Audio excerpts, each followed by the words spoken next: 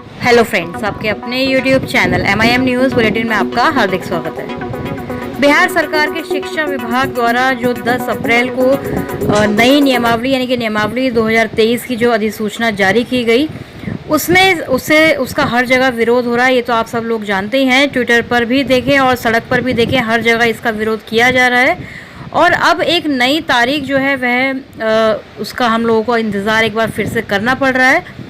15 तारीख को यानी कि 15 अप्रैल को पटना में संयुक्त बैठक रखी गई है। विधायक जो है संदीप सौरभ हमेशा ही शिक्षक अभ्यर्थियों का साथ देते हैं। उन्होंने नई नियमावली को लेकर अभ्यर्थियों और बिहार के सभी नियोजित शिक्षक संघ के साथ आगामी 15 अप्रैल को पटना में संयुक्त बैठक रखी है और सभी लोगों से इसमें जुड़ने का जो है उन्होंने सभी लोगों को जोड़ने का प्रयास किया है। देखिए, ये जो है पत्र भी आप देख सकते हैं अपनी स्क्रीन पर, जिसका विषय यही बनाया गया है कि नई नियमावली को देखते हुए बिहार के तमाम नियोजित शिक्षक संगठनों और अभ्यर्थियों के बीच समन्वय स्थापित कर आवश्यक पहल कदमी लेने हेतु बैठक के संबंध में। तो यहाँ पर देखिए, हमने संदीप सौरभ जो है उनका स्टेटमेंट भी आपने सुना होगा, जिसमें उन्होंने कहा कि बहुत जल्द ही BPSC के द्वारा जो है सारी चीज़ें विज्ञापन वगैरह निकाल दी जाएंगी। और थोड़े मतलब कुछ समय पहले, 1-2 दिन पहले जब ये नियमावली आई, तो जो रजनीश कुमार हैं, जो पत्रकार हैं, उन्होंने भी ट्वीट के ज़रिए चीज़ें सारी बताई थी कि BPSC को शिक्षक बहाली की जिम्मेदारी मिल सकती है। जो आयोग होगा वह BPSC ही होगा और जून के आखिरी सप्ताह तक BPSC ये विज्ञापन भी जारी कर सकता है। प्राइमरी यानी कि प्रारंभिक और माध्यमिक स्कूलों के लिए अलग अलग विज्ञापन जारी होगा। सारी चीज़ें उन्होंने बताई थी। आयोग को लेकर सरकार ने पहले ही सारी रणनीति बनाई हुई है। BPSC को ही मिलने वाली है जिम्मेदारी और जून के लास्ट वीक तक ये सारी चीज़ें जो है विज्ञापन जो है आप लोगों का जारी हो सकता है। किस चीज़ का विज्ञापन? BPSC आप लोग जानते हैं कि परीक्षा लेगा, जैसे कि नियमावली में लिखा गया है, तो उसका विज्ञापन जो है जारी किया जा सकता है जून तक। और परीक्षा कब होगी, उसका रिजल्ट कब आएगा, इसका अंदाज़ा तो आप लोग लगा ही सकते हैं कि कितना ज़्यादा सरकार डिले और करने वाली है। और इसमें भी सरकार ने कुछ इस तरह से नियमावली को क्रिएट किया है कि मतलब अभ्यर्थियों को, शिक्षकों को, जो नियोजित शिक्षक हैं, उनको भी 2-4 खेमों में बांट दिया है। कुछ लोग फेवर में हैं कि हाँ परीक्षा होनी चाहिए, परीक्षा से हमें कोई डर नहीं है, परीक्षा से किसी को डर नहीं है, या फिर कोई ऐसा नहीं है जो केपेबल ना हो परीक्षा देने में। लेकिन आप लोग जानते हैं कि परीक्षा यदि होती है तो पहले तो परीक्षा की तारीख के लिए हम लोगों को, जैसे नियमावली के लिए आंदोलन करना पड़ रहा था, उस तरह से परीक्षा के लिए जो नोटिफिकेशन आएगा उसके लिए हमें वेट करना होगा, उसके लिए भी आंदोलन करना पड़ सकता है। और उसके बाद यदि परीक्षा होती भी है तो उसमें कदाचार नहीं होगा, इसकी भी कोई गारंटी नहीं, क्योंकि कोई भी परीक्षा बिहार में खासकर कदाचार मुक्त तो नहीं होती है। उसके बाद कोर्ट केसेस होंगे, प्रश्न गलत होंगे, बहुत लंबा यानी कि मामला जो है चला जाएगा। रिजल्ट आने के लिए भी आंदोलन हम लोगों को करना पड़ा है STET का। आप लोग जानते हैं कि रिज़ल्ट भी कितने साल तक पेंडिंग था। तो सारी चीज़ें जो है अभी इस तरह से उलझी हुई हैं। अभ्यर्थीगण सारे खेमों में फिर से बढ़ते हुए नज़र आ रहे हैं, लेकिन खेमों में बंटना नहीं है, हमें एकता दिखानी होगी इस वक्त। क्योंकि यदि हम फिर से खेमों में बंट गए, कुछ लोग सपोर्ट कर रहे हैं कि BPSC परीक्षा लेगा तो उसमें कोई प्रॉब्लम नहीं है, तैयारी करके हम लोग प्रिपरेशन करके जो है परीक्षा देंगे और फिर से राज्यकर्मी के जो शिक्षक हैं हम कहलाएंगे, राज्यकर्मी का दर्जा मिलेगा इत्यादि। तो इसीलिए जो संदीप सौरभ हैं उन्होंने ये बैठक रखी है ताकि नियोजित शिक्षक भी वहाँ पर मौजूद हों, शिक्षक संगठन जो है सारे मौजूद होंगे और अभ्यर्थीगण भी होंगे, ताकि बीच में एक समन्वय स्थापित किया जा सके। क्योंकि पिछले 4 सालों से बहाली का इंतज़ार कर रहे हैं सभी अभ्यर्थी, BTET, CTET, STET अभ्यर्थी, और अब काफ़ी ज़्यादा निराश भी हैं, काफ़ी ज़्यादा संशय की स्थिति भी बनी हुई है। तो ये जो विधायक हैं हमेशा ही सपोर्ट करते हैं, इनकी पार्टी जो है हमेशा सपोर्ट कर रही है शिक्षक अभ्यर्थियों का, और इनका यही कहना था कि 10-15 दिन जो है वह थोड़ा सा रुक कर देख लिया जाए, हो सकता है कि BPSC की तरफ से कोई नोटिफिकेशन जारी किया जाए।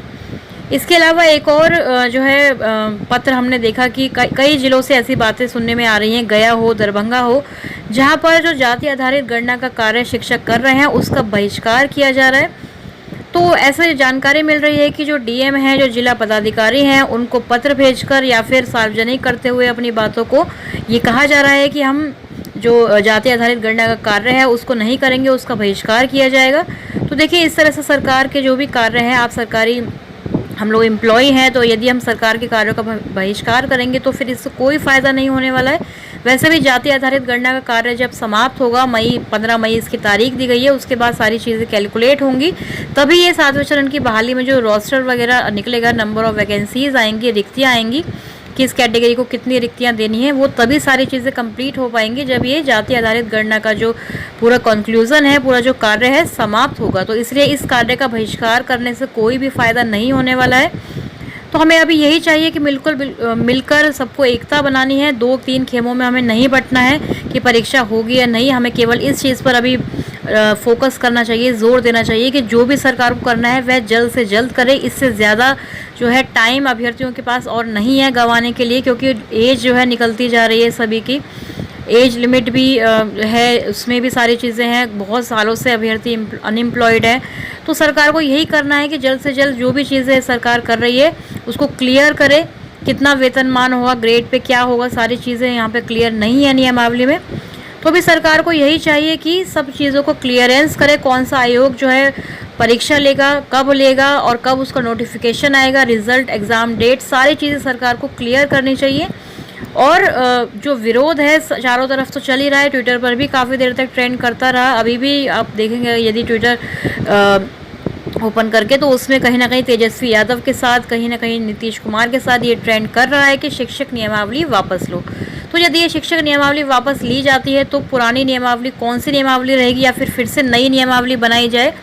क्योंकि ये अभ्यर्थीगण ही थे, शिक्षक संगठन ही थे कहीं ना कहीं जो चाहते थे कि नई नियमावली आए, और उसी नई नियमावली के चक्कर में कितने टाइम से हम लोग इंतज़ार कर रहे हैं, जबकि हमें इंतज़ार करना चाहिए था विज्ञप्ति का, विज्ञापन का, 7 फेज़ की बहाली का। लेकिन नहीं, हम लोग नियमावली का ही इंतज़ार करने में रह गए, उसी की मांग करते रहे हम इतने टाइम तक हम लोग आंदोलन करते रहे, ट्विटर पर भी और सदन में भी, संसद में भी, सड़क पर भी, हर जगह आंदोलन नियमावली के लिए होता रहा।